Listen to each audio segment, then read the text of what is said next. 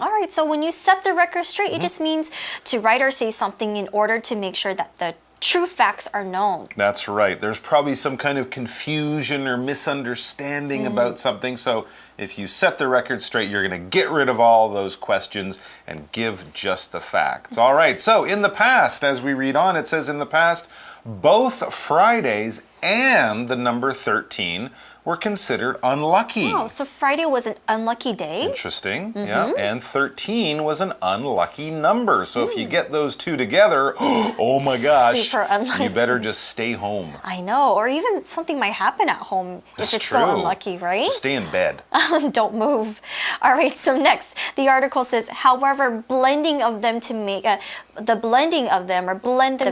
particularly unlucky day didn't happen until the 19th century. So, like we said, Friday a long time ago was an unlucky day. 13 was an unlucky day. Now, when you put them together, when you blend them together, it was super unlucky. Now, when you blend something, it just means you mix two things together. All right, so we know that Friday and 13 are both unlucky. Let's find out why those days and those numbers were considered unlucky. It says some believe it's because there were 13 people present at the Last Supper. Yes, Okay. I've heard of this before. That's the reason why 13 is unlucky. Of course, there was Jesus at the Last Supper and his 12 disciples. So if you have the 12 disciples, his 12 followers plus Jesus, that's 13. All right, so even though Jesus was at the Last Supper, it was very near the end of his life. And it was also when he identified one of his disciples as the person who would betray him to the Romans. So it was a bad day for Jesus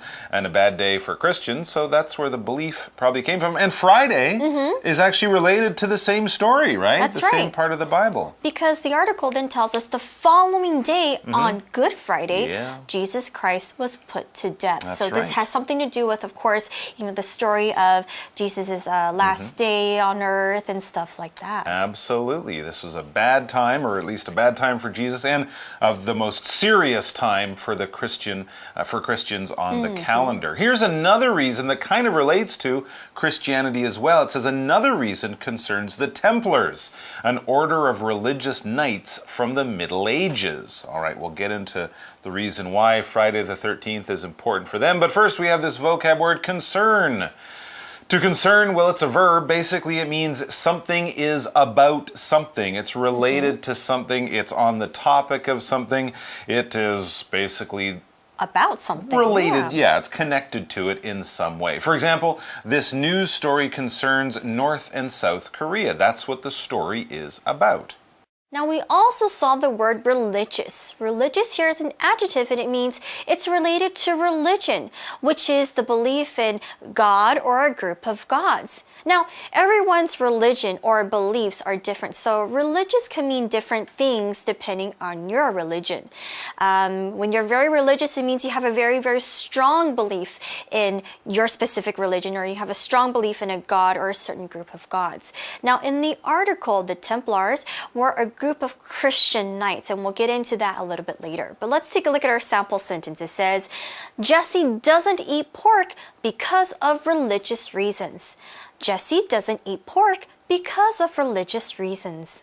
Okay, so the Templars, as we learned earlier, were religious knights. Let's find out how Friday the 13th connects to the story of the Templars. It says, French King Philip IV opposed the Templars and had many of the order arrested. Yes, this was sort of the beginning of the crackdown on the Templars. They were very rich at that time, and the King of France was not so rich at that time. And of course, he disagreed with a lot of the things they were saying, so he opposed them.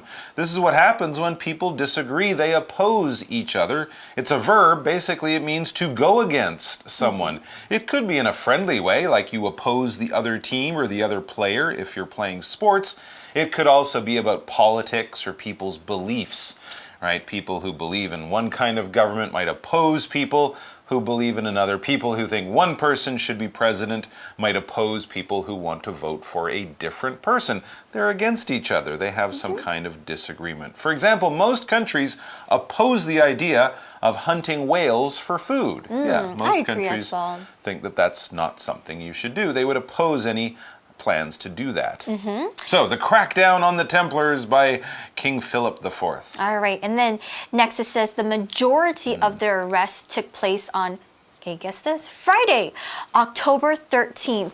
1307. 1307, wow. Those are a lot of, unlucky numbers mixed together. A lot of 13s there. Yeah, so it happened exactly on a Friday and also on October 13th. Now, we also saw the word majority here. Now, majority is a noun and it means a number more than half of something. So, for example, during an election, okay, this is a time when people pick the president or the leader of a country. The person with the majority of votes win. So that means more than half the people in this country, in this place, voted to pick that person. Now, the number less than half, we know that as the minority. minority, minority. Now, let's use majority in a sentence. It says the majority of students prefer to go bowling than to go ice skating. Oh, okay. So, if, for example, there were 15 students, 8 of them would vote for bowling, only 7 of them would vote for skating. So the 8 win, the majority win. And we also had the phrase take place in that last sentence. It said the arrests took place on Friday the 13th back in 1307. To take place, or if something took place in the past, it basically means the same as to happen. When something happens, when something goes on, when something occurs, when something takes place. For example, you could say the World Cup of Soccer takes place every 4 years. It happens every 4 years. Okay, so these arrests, this crackdown on the Templars, happened on a Friday the 13th back in 1307. But interestingly, the connection between Friday the 13th and unlucky things wasn't made at that time. It happened a lot later. It happened way later. It says, however, the link between this event, so the Templars being arrested, and the unlucky Friday the 13th was not made until the 20th century. So that was a long time ago. 600 years later. Exactly. Now, the 20th century is maybe around the 1900s, and we know that a century is about 100 years. So it didn't happen until maybe 500-600 years later. That's right. That's right. We're in the 21st century now. So the 20th century is just, as you said, in the 1900s. And why was the connection made so much later? Well, it says these days, and of course, why does it continue? It says these days, the superstition supports itself. People don't really worry about when it started or why it started. It's just, it's unlucky. So people believe that. So, of course, this superstition supports itself. We don't need the history. We just know this is true. People think Friday the 13th is unlucky, so it will stay unlucky. If you drop your coffee cup all over your pants on, let's see, Thursday the 22nd, it won't really stick in your head too much, right? But if you have something unlucky happen to you on Friday, it's Friday the 13th. You see, that's why I dropped my coffee. That explains it all. But I think also this could be, again, when you believe in superstitions, it's all about your mentality. If you think something is lucky, I think you will always stay positive and you'll be lucky. But if you think it's negative and it's unlucky, it's always going to stay that way. For sure. Really interesting. All right, so let's continue reading. It says, it doesn't really matter what the origins of the superstition are anymore. So again, we don't really care too much about where it comes from, but we just know that Friday the 13th is an unlucky day. That's a good point. If historians suddenly discovered, oh no, the arrests actually happened on Thursday the 12th, 1307. That would be we funny. got it off by a day. It wouldn't change anything. No, I because the think so, origins are not that important. Right, so here we see the word origin. Origin is a noun and it means the place or point where something began or when it was created. It's where something came from, the original place where something came from. So for example, we all know that the origins of Halloween, do you know where it comes from? It comes from the candy makers. No. Kind of. Not really. Maybe, kind of. But it comes from All Hallows Eve, which happened a long, long time ago, also centuries ago. Now, we can also use it in a sentence like this. The origin of this custom is not known. So we don't know where this custom came from. People just do it, years and years and years. Maybe it's passed down from generation to generation, passed down from families.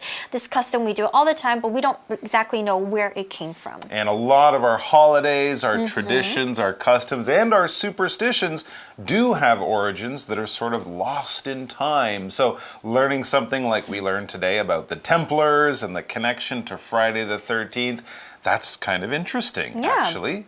Even if it's not something people know or think about today when they're having a unlucky Friday the 13th, it's always interesting to know that stuff. All right, well, that's it for our article. We hope you got the question right, but don't go anywhere because we'll be back with our For You chat question in about 13 seconds. That sounds right. That sounds lucky. Yeah.